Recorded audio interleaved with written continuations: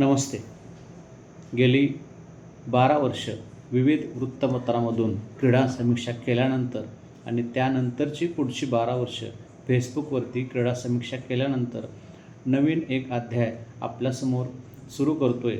व्हिडिओच्या माध्यमातून आपणासमोर मी क्रीडा समीक्षा करणार आहे. आपणाला कल्पना आहे की 9 सप्टेंबरपासून आशिया चषक सुरू होतोय. तो दुबईमध्ये रंगणार आहे. या आशिया चषकामध्ये आशियातील 8 संघ एकमेकांशी लढणार आहेत. यामध्ये 4 संघांची 2 गटात विभागणी करण्यात आलेली आहे. पहिला जो गट आहे अ गट, यामध्ये भारत, पाकिस्तान, UAE आणि ओमान असे 4 संघ असतील. तर ब गटामध्ये अफगाणिस्तान, बांगलादेश, श्रीलंका आणि हाँगकाँग असे 4 संघ आहेत. आपला अ गट जो आहे यामध्ये आपला पारंपरिक प्रतिस्पर्धी असणारा पाक आहेच. या गट जर आपण विचार केला या गटाचा तर तुलनेनं सोपा असणारा हा गट आहे. मात्र ब गट तुलनेनं अवघड असणारा गट आहे, कारण यामध्ये अफगाण, बांगला आणि श्रीलंका हे तिन्ही संघ अंतिम 4मध्ये म्हणजे सुपर 4मध्ये पोहोचण्याच्या क्षमतेचे आहेत.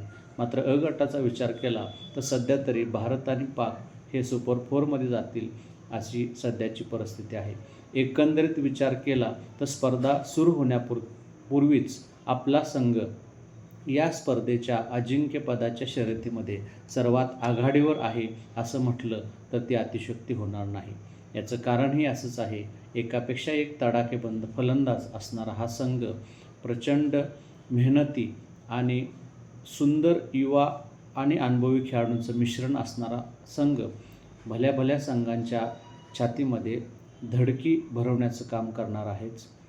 एकंदरीत विचार केला तर ही स्पर्धा सुरू होण्यापूर्वी जरी आपण फेवरेट असलो तरीसुद्धा या स्पर्धेत उलटफेर घडू शकतात.